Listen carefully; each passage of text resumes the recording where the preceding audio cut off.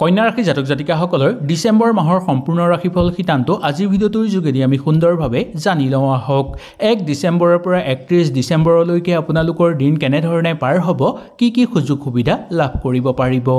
যদি ভিডিঅ'টো ভাল লাগে লাইক এটা কৰি আমাৰ মনোবল বঢ়াব আৰু আপোনালোকৰ বন্ধুবৰ্গৰ লগত শ্বেয়াৰ কৰি তেওঁলোককো উপকৃত কৰিব। কন্যা ৰাশি জাতক জাতিকাসকলৰ এই ডিসেম্বৰ মাহটো আপোনালোকৰ অনুকূলতাৰ মাজেৰে পাৰ হোৱা দেখিবলৈ পোৱা যাব। যি কন্যা ৰাশি জাতক জাতিকাসকলে ডিসেম্বৰ মাহত জন্মগ্ৰহণ কৰিছিল তেওঁলোকৰ কাৰণে এই মাহটো মধ্যম ফলাফল দেখিবলৈ পোৱা যায়।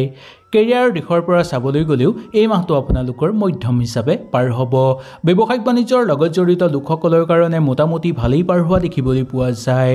দীৰ্ঘদিন কৰি থকা ব্যৱসায়ত লাভ হোৱাৰ প্ৰবল যোগ দেখিবলৈ পোৱা যাব। শিক্ষাৰ দৃষ্টিকোণৰ পৰা চাবলৈ গ'লে আপোনালোকৰ ভালেই পাৰ হ'ব। পঢ়া শুনাৰ ক্ষেত্ৰত মনোনিৱেশ কৰিলে সফলতা লাভ কৰিব পাৰিব। প্ৰতিযোগিতামূলক পৰীক্ষাৰ ক্ষেত্ৰৰ লগত জড়িত লোকসকলে যথেষ্ট ভাল হোৱাৰ সম্ভাৱনা দেখিবলৈ পাব।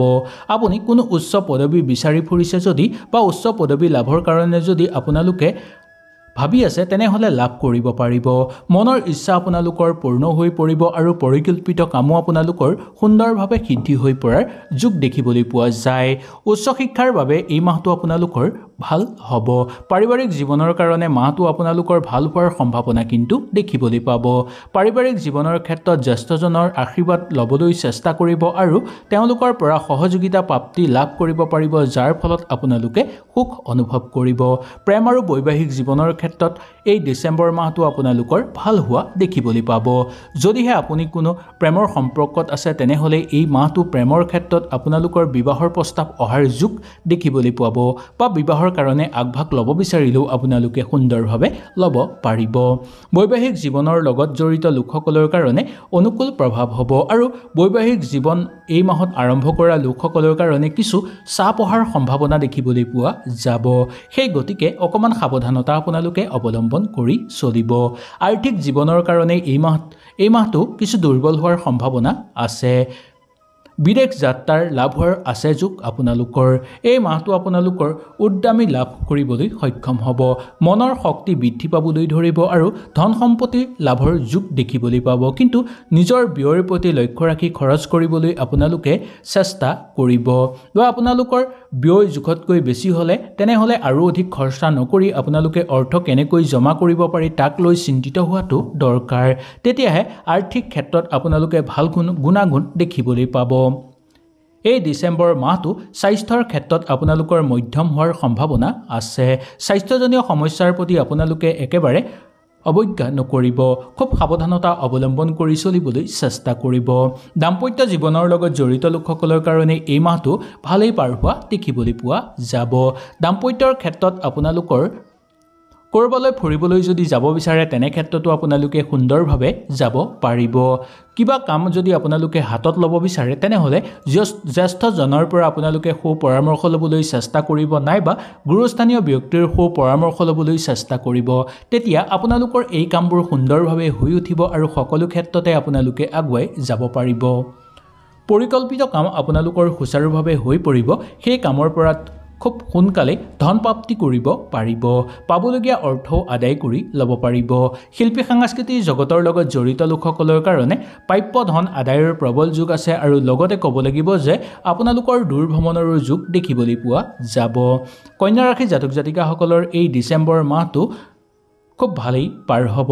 যিসকল লোকে এই মাহত জন্মগ্ৰহণ কৰিছিল তেওঁলোকৰ কাৰণে মোটামুটি মধ্যম ফলাফল দেখিবলৈ পোৱা যাব। কেৰিয়াৰৰ দৃষ্টিকোণৰ পৰা চাবলৈ গ'লেও এই মাহটো আপোনালোকৰ কাৰণে মধ্যম ফলাফল দেখিবলৈ পোৱা যায়।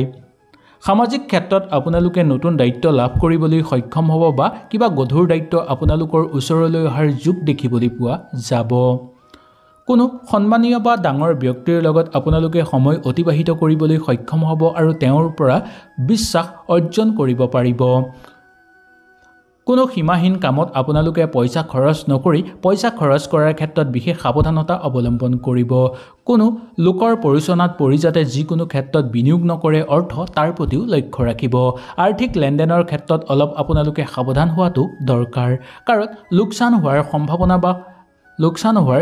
সম্ভাৱনা থাকিব পাৰে আপোনালোকৰ। এই মাহটো আপোনালোকে কিছুমান ক্ষেত্ৰত অলপ অভাৱৰ মাজেদি পাৰ কৰিবলগীয়াও হ'ব পাৰে। কেতিয়াবা প্ৰচুৰ পৰিমাণে অৰ্থৰ অভাৱে দেখা দিব পাৰে। পাৰিবাৰিক জীৱনৰ সম্পৰ্কৰ ক্ষেত্ৰত ক'বলৈ গ'লে মোটামুটি ভালেই পাৰ হ'ব। ৰোমান্টিক যেন আপোনালোকৰ অনুভৱ কৰা দেখিবলৈ পাব। অফিচৰ পৰা ঘৰলৈ অহাৰ ক্ষেত্ৰত খুব সাৱধানতা অৱলম্বন কৰি চলিবলৈ চেষ্টা কৰিব, কাৰণ কোনো লোকে আপোনাক ঠগ প্ৰবঞ্চনাৰ বলি কৰি তোলাৰ সম্ভাৱনা দেখিবলৈ পোৱা যাব। কৰ্ম জীৱনতো সহকৰ্মীৰ লগত থাকোঁতে আপোনালোকে কথা বতৰা কওঁতে খুব সাৱধানতা অৱলম্বন কৰিব।